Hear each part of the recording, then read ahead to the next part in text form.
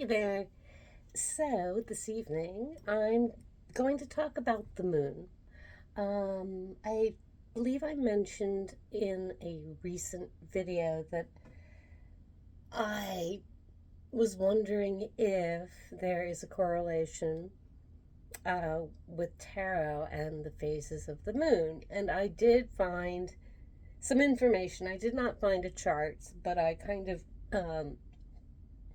made one up for me, for my purposes. So, here we go. Each phase of the moon does indeed correspond to a certain card in the major arcana of the tarot. So, I am going to start with the new moon. I mean, one could really start anywhere, but we're approaching the new moon. I believe it's the 18th of this month. So very close, very, really, really close.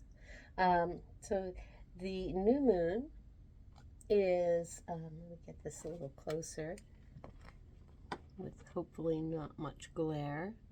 The new moon is the Fool. And using small versions of these cards. Moving on, as we approach the full moon, the waxing crescent is the High Priestess.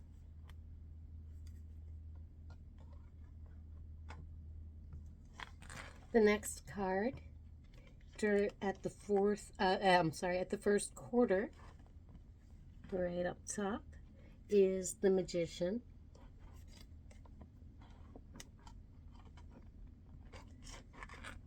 The waxing gibbous moon, right here, just before the full moon, is the Wheel of Fortune.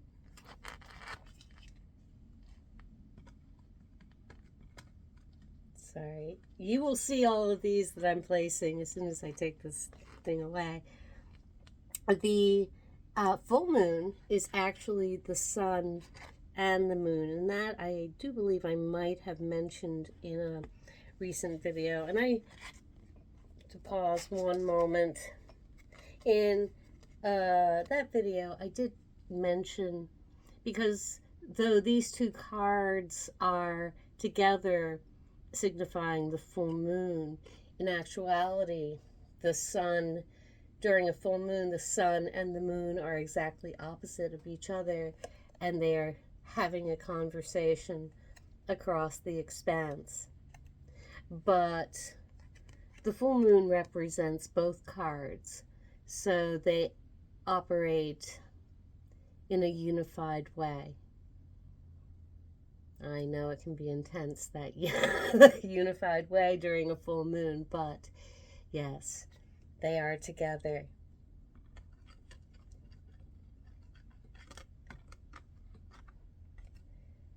Okay, put them together, and then next, after the full moon, as the moon's light starts to dim, the waning gibbous or disseminating moon is the Star. That kind of makes sense, because full moons can indeed be a little intense, so there might be some rawness, and for me the Star card, as beautiful and healing as it is, there is a rawness to it, a healing of that rawness.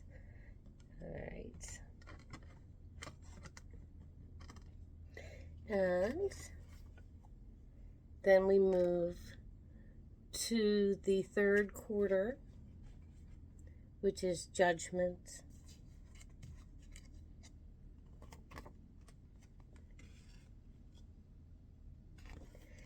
And the waning crescent, or a balsamic moon.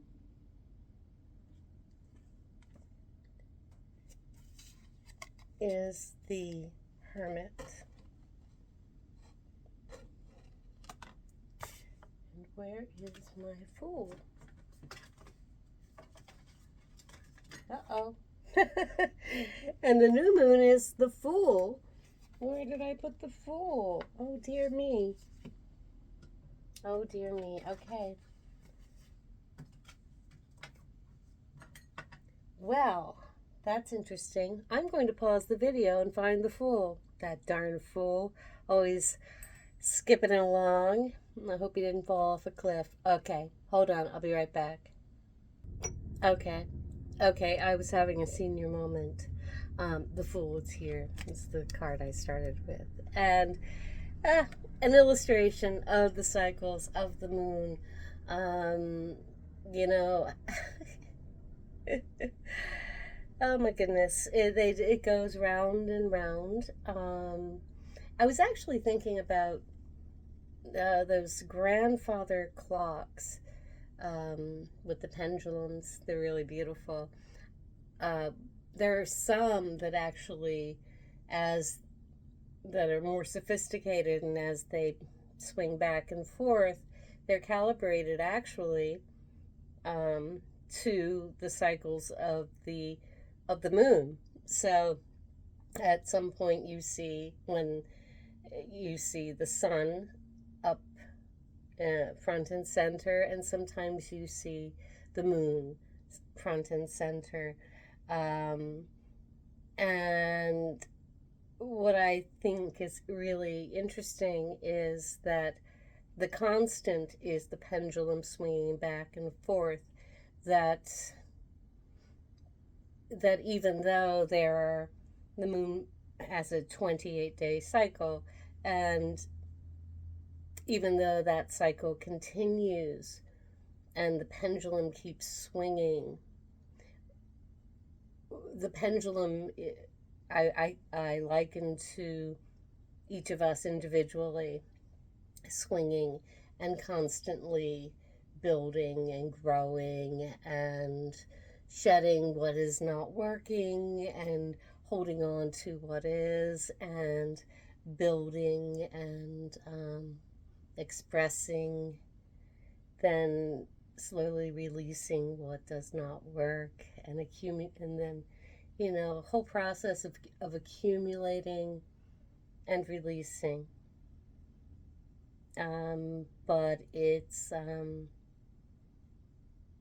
But the cycle is lending toward each of our individual growth in some regard.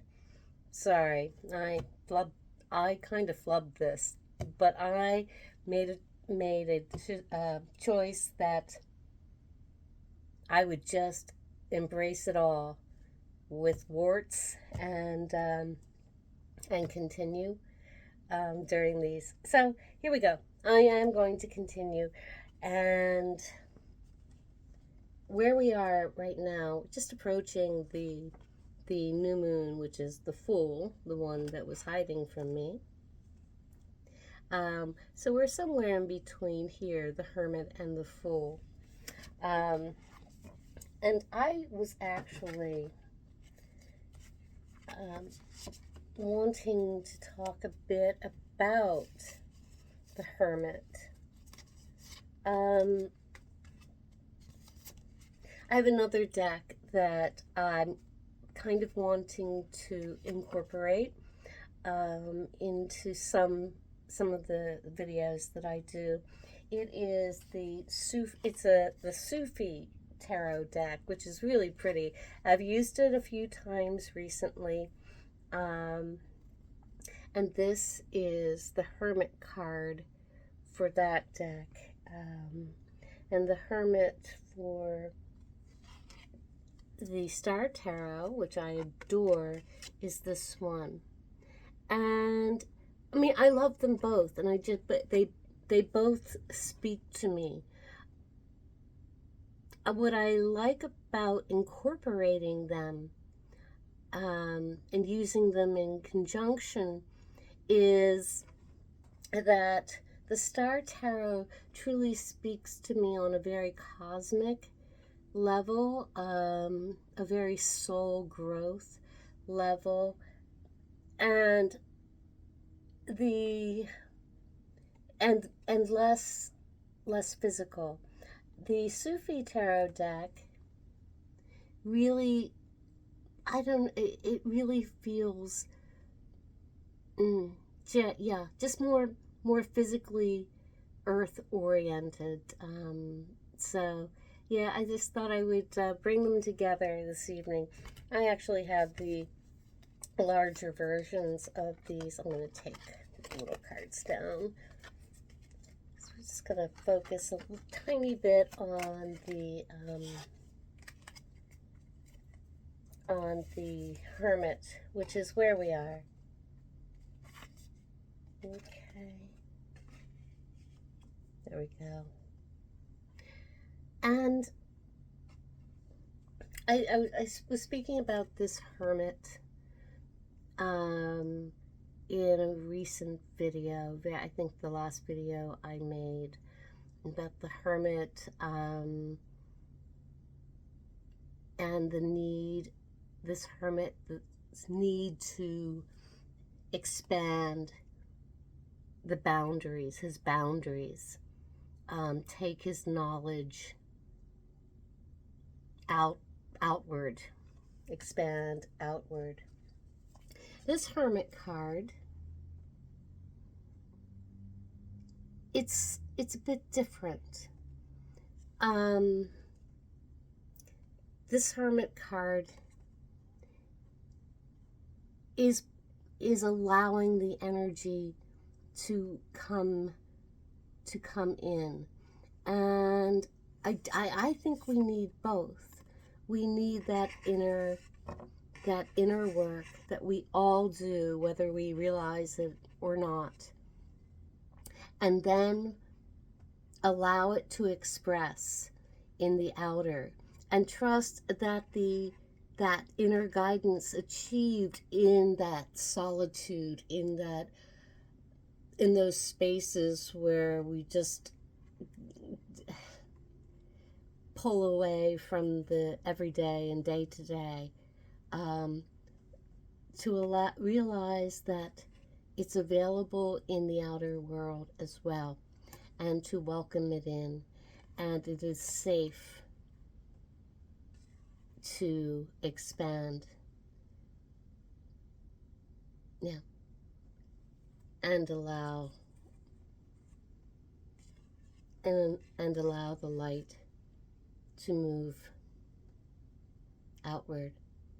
I mean, one could even say that the light attained in these more inner realms, these more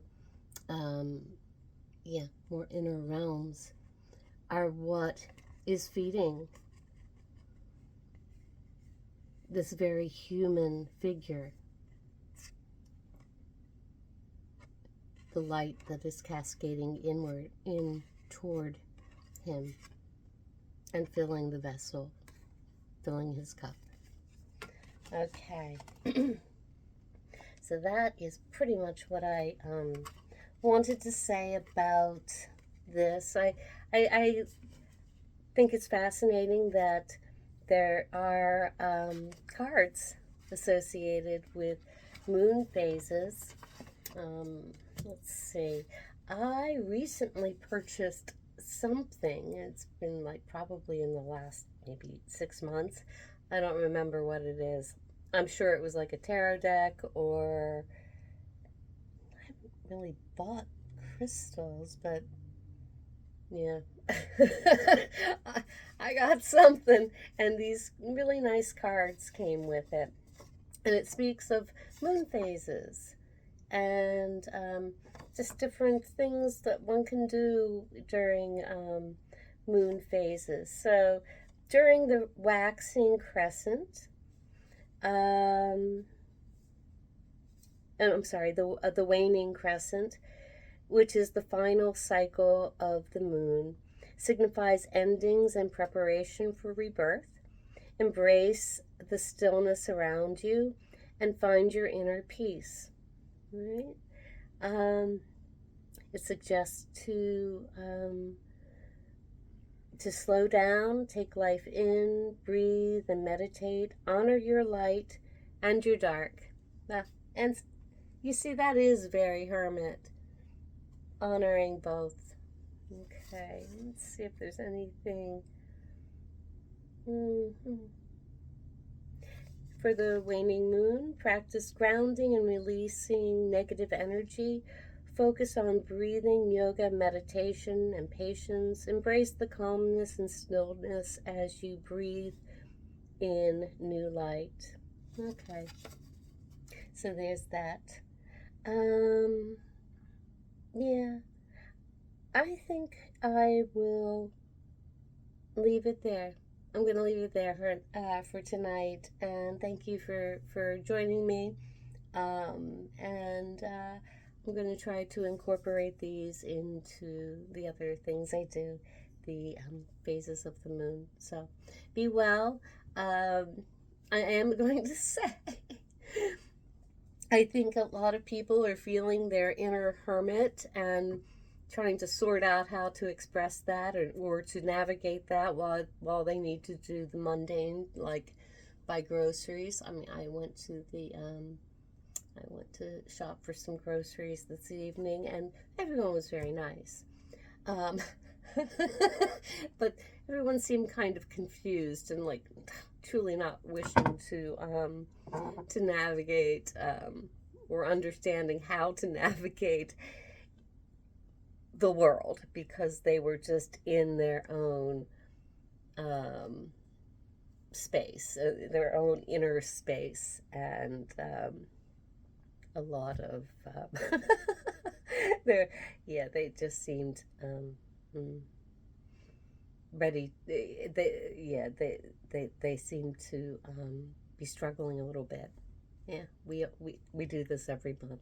So anyway, be well, be happy. Much love to you, and I'll see you next time. Bye.